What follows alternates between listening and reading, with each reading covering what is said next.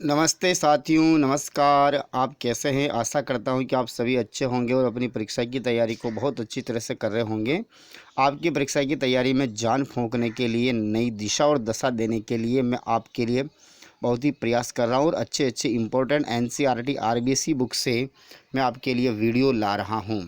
आज का हमारा टॉपिक है अधिगम स्थानांतरण। अधिगम स्थानांतरण एक वेरी इंपॉर्टेंट टॉपिक है। यहाँ से प्रश्न बनता है। अधिगम स्थानांतरण के अन्य नाम यदि हम देखें तो इसे ही अधिगम का हस्तांतरण भी कहते हैं। इसे ही अधिगम अंतरण कहते हैं। इंग्लिश में लर्निंग जो ट्रांसफ़र या ट्रांसफ़र ऑफ लर्निंग कह सकते हैं। अधिगम का स्थानांतरण, यदि हम इसकी विधिवत एक परिभाषा देखें तो परिभाषा क्या बनती है? अधिगम स्थानांतरण एक परिस्थिति में अर्जित ज्ञान, प्रशिक्षण, आदतों का दूसरी परिस्थिति में स्थानांतरित किए जाने का कार्य का उल्लेख करता है। इसे ही अधिगम स्थानांतरण कहते हैं।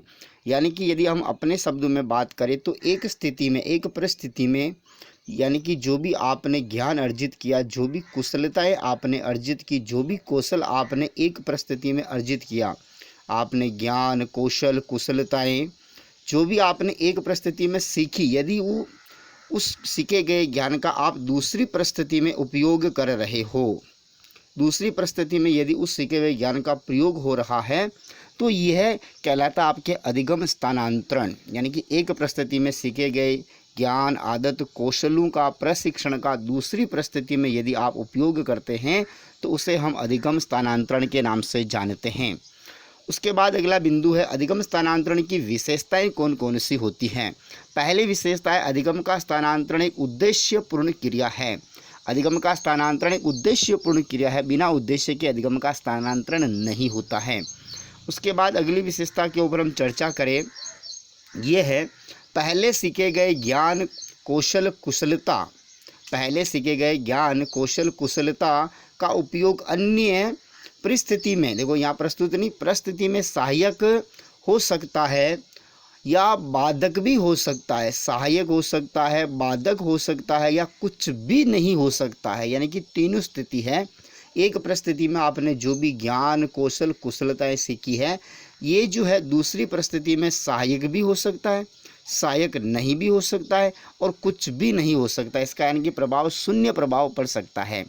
यानी कि एक परिस्थिति में जो भी ज्ञान सीखा है, इसका उपयोग दूसरी परिस्थिति में हो सकता है, सहायक हो सकता है, बाधक हो सकता है या कुछ भी नहीं हो सकता है। ये विशेषता दूसरी है। उसके बाद तीसरी विशेषता की हम चर्चा करें, अधिगम स्थानांतरण से समायोजन में सहायता मिलती है। अधिगम स्थानांतरण के द्वारा आप क्या कर सकते हो? एडजस्टमेंट कर सकते हो। यदि आपने पहले कहीं कोई ज्ञान सीखा है, दूसरी परिस्थिति में आप जैसे ही जाते हो तो वहाँ आप पहले सीखे गए ज्ञान का उपयोग करके वहाँ क्या कर सकते हो? आप समायोजन कर सकते हो, एडजस्टमेंट कर सकते हो, ज्ञान का वहाँ पर आप उपयोग कर सकते हो। अगली विशेषता यह है कि अधिगम स्थानांतरण से आपके दिमाग में सूझ या अंतर्दृष्टि का विकास होता, इनसाइट का विकास होता। सूझ यानी सोचने समझने की क्षमता का विकास होता है। किसी समस्या के ऊपर आपको क्रिया करने की जो समझ है वो विकसित होती है। किसके द्वारा? अधिगम के स्थानांतरण के द्वारा। इसको आगे हम उदाहरण से समझेंगे। अधिगम के स्थानांतरण के प्रकार, मेन यहीं से प्रश्न बनते हैं। प्रकार से उदाहरण देकर के हमें प्रश्न पूछा जाता है। अधिगम स्थानांतरण मुख्य रूप से दो प्रकार का होता है। ध्यान रखेंगे, मुख्य रूप से अधिगम स्थानांतरण दो प्रकार का होता है। अब वो कौन कौन से प्रकार है, विस्तार से इनके ऊपर चर्चा करते हैं। यहाँ पर लिखा हुआ पहला प्रकार सकारात्मक अधिगम स्थानांतरण, पॉजिटिव लर्निंग ट्रांसफर।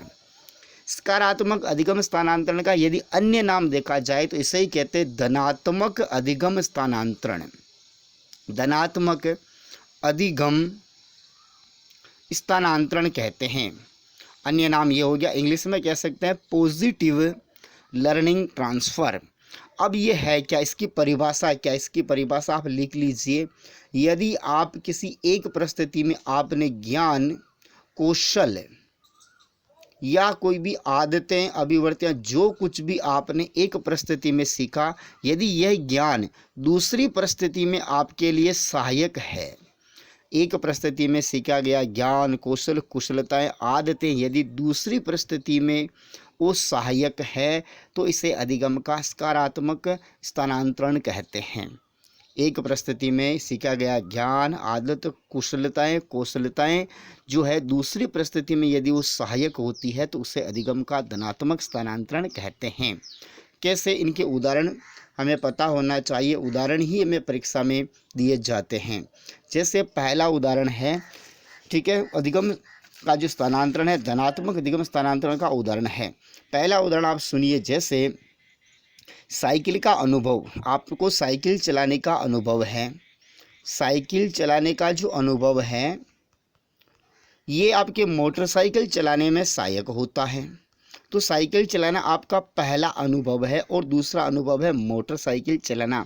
तो साइकिल चलाने का अनुभव आपके मोटरसाइकिल चलाने में सहायक होता है। तो यहाँ पर साइकिल चलाने का जो एक्सपीरियंस है, जो ज्ञान है, जो आपने जो प्रशिक्षण है साइकिल चलाने का, वो मोटरसाइकिल चलाने में आपके लिए सहायक है। तो यहाँ पर अधिगम का कौन सा स्थानांतरण है, धनात्मक या सकारात्मक अधिगम स्थानांतरण है, क्योंकि आपने जो पहले परिस्थिति में ज्ञान सीखा वो दूसरी परिस्थिति में सहायक हो रहा है, इसलिए यहाँ पर अधिगम का सकारात्मक स्थानांतरण है। दूसरा उदाहरण और देखिए, बहुत सारे उदाहरण है। मोटरसाइकिल का अनुभव आपको स्कूटर चलाने में सहायक होगा। मोटरसाइकिल चलाने का आपका जो अनुभव है वो आपको स्कूटर चलाने में सहायक होता है। तो यहाँ पर मोटरसाइकिल का अनुभव आपको स्कूटर चलाने में सहायक हो रहा है, तो यहाँ पर अधिगम का सकारात्मक स्थानांतरण है। तीसरा उदाहरण और देखिए, हिंदी का ज्ञान, जैसे आपने हिंदी पढ़ना सीख लिया, हिंदी का ज्ञान आपको हो गया, हिंदी में आप किताब पढ़ सकते हैं। तो उसके बाद आप यदि संस्कृत पढ़ेंगे, संस्कृत पढ़ने में सहायक होगा। तो हिंदी पढ़ने का ज्ञान जो है वो संस्कृत पढ़ने में आपके क्या होता है, सहायक होता है। तो यहाँ पर अधिगम का सकारात्मक स्थानांतरण होगा। इसी प्रकार से अगला चौथा उदाहरण देखिए, यदि आपने अंग्रेजी का ज्ञान है, आपको इंग्लिश का नॉलेज है, तो आप इंग्लिश में जो वार्तालाप कर रहे हो वहाँ पर आपने इंग्लिश के जो शब्द याद किए, मीनिंग याद की, वो यहाँ पर सहायक होते हैं इंग्लिश में वार्तालाप करने के लिए। तो यहाँ पर अधिगम का सकारात्मक जो है वो स्थानांतरण हो रहा है।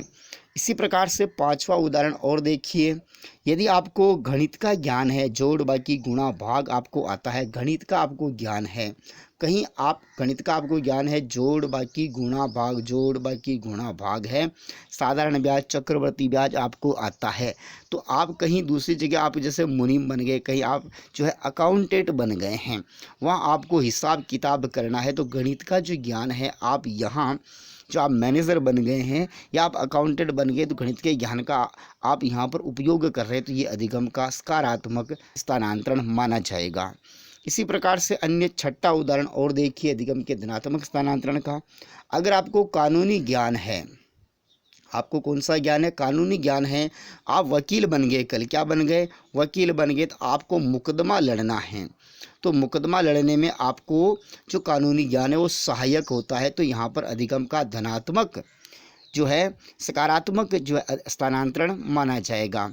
सातवां उदाहरण देखिए और भी, यदि आपको आध्यात्मिक ज्ञान है, कौन सा ज्ञान है, आध्यात्मिक ज्ञान आपने एक परिस्थिति में अर्जित किया है, तो आप दूसरी परिस्थिति में आप कहीं किसी धर्म सभा को संबोधित कर रहे हैं, धर्म सभा को आप क्या कर रहे हैं, संबोधित कर रहे हैं, तो आध्यात्मिक ज्ञान जो आपने पहली परिस्थिति में प्राप्त किया था वो यहाँ संबोधित करने में आपके सहायक होता है। तो यहाँ पर अधिगम का सकारात्मक अंतरण माना जाएगा। इसी प्रकार से आठवां उदाहरण और देखिए, यदि आपको ट्रैक्टर चलाने का अनुभव है, किसका अनुभव है, ट्रैक्टर चलाने का यदि आपको अनुभव है, तो आप जब कार चलाते हैं, बस चलाते हैं, तो वहाँ पर आपके ट्रैक्टर चलाने का जो अनुभव है वो आपके यहाँ पर सहायक होगा। तो यहाँ पर भी अधिगम का धनात्मक जो है स्थानांतरण माना जाएगा। इस प्रकार से यदि पहली परिस्थिति में सीखा गया ज्ञान, पहली परिस्थिति में पहली स्थिति में सीखा गया ज्ञान दूसरी स्थिति में यदि सहायक होता है, दूसरी स्थिति में यदि वो सहायक होता है, बाधा नहीं डालता, सहायक होता है, तो वो अधिगम का सकारात्मक जो है अंतरण माना जाएगा। ठीक है, आप समझ गए होंगे। दूसरा प्रकार है नकारात्मक अधिगम स्थानांतरण। इसका अर्थ होता है कि पहली स्थिति में सीखा गया ज्ञान जो है, कौशल है, कुशलताएं हैं, आदतें हैं, यदि वो दूसरी स्थिति में आपके लिए बाधा बन रही है, आपको कठिनाई दे रही है, आपके लिए समस्या उत्पन्न कर रही है, ये आपके लिए बाधक बन रही है, आपके लिए वो समस्या उत्पन्न कर रही है, तो यहाँ पर ये अधिगम का नकारात्मक या ठीक है ना ऋणात्मक अधिगम स्थानांतरण माना जाएगा। ठीक है। पहली स्थिति में सीखा गया ज्ञान, कौशल, कुशलता यदि दूसरी स्थिति में आपके लिए बाधक बन रही है तो वहाँ पर अधिगम का ऋणात्मक या नकारात्मक स्थानांतरण माना जाएगा। कैसे? जैसे हिंदी भाषा की जो गिनती होती है, हिंदी भाषा की गिनती अंग्रेजी भाषा की गिनती में बाधा डालती है। जैसे उदाहरण में यदि बात करें तो हिंदी में जैसे आपने 1 2 3 4 या 1 2 3 4 ऐसे सीख लिया, ठीक है। अब इंग्लिश में क्या है, आपको जैसे इंग्लिश में बोलना है 1 2 3 4 हिंदी का हो गया, ठीक है। 1 2 3 4 ऐसे हिंदी में लिखना सीख लिया। एक छोटा सा जैसे आपने हिंदी में 1 2 3 4 लिखना सीख लिया। अब आपको कहे इंग्लिश में लिखो तो इंग्लिश में तो 1 2 3 इस प्रकार से चलता है। तो हिंदी में सीखा गया ज्ञान अंग्रेजी भाषा में आपको क्या करा, बाधा डाल रहा है, क्योंकि बार बार आप वही 3 4 आपको याद आ रहे हैं और 1 2 3 सीखने में आपके लिए प्रॉब्लम पैदा कर रहा है, बाधा पैदा कर रहा है। तो यहाँ पर अधिगम का ऋणात्मक स्थानांतरण माना जाएगा। इसी प्रकार जैसे मोटरसाइकिल का मैकेनिकल है, देखो मोटरसाइकिल का क्या है, मैकेनिकल यानी कि मिस्त्री है। वो ट्रैक्टर का यदि काम कर रहा है, ट्रैक्टर को खोल रहा है, ट्रैक्टर को ठीक कर रहा है, ट्रैक्टर का यदि वो काम कर रहा है तो वहाँ पर क्या होगा, उसका जो मोटरसाइकिल का ज्ञान है ट्रैक्टर के ज्ञान में क्या करेगा, बाधा डालेगा। क्योंकि मोटरसाइकिल के ऑटो पार्ट्स अलग प्रकार के हैं और ट्रैक्टर के ऑटो पार्ट्स अलग प्रकार के हैं। तो जो पहली परिस्थिति में यानी कि मोटरसाइकिल को जो ठीक करने में सीखा गया ज्ञान है और ट्रैक्टर को ठीक करने के ज्ञान में कोई मदद नहीं करता, वो उल्टी बाधा डालता है, क्योंकि बार बार उनको वही याद आता है मोटरसाइकिल वाला ज्ञान। तो इस प्रकार से नकारात्मक जो है आपके अधिगम स्थानांतरण होता है। उसके बाद देखिए कि कुछ मनोवैज्ञानिकों ने या कुछ लोगों ने एक तीसरा प्रकार भी और बताया है अधिगम स्थानांतरण का, जिससे शून्य अधिगम स्थानांतरण कहते हैं। शून्य अधिगम स्थानांतरण, ये शून्य अधिगम स्थानांतरण क्या है, यदि आपने एक परिस्थिति में कोई भी ज्ञान प्राप्त किया और दूसरी परिस्थिति में उस ज्ञान का प्रभाव कुछ भी नहीं पड़ता है। पहली परिस्थिति में जो भी आपने ज्ञान सीखा, कुशलताएं, आदतें सीखी, यदि दूसरी परिस्थिति में न तो सहायक है न बाधक है, उसका नगण्य प्रभाव पड़ रहा है, तो इसे अधिगम का शून्य स्थानांतरण कहते हैं।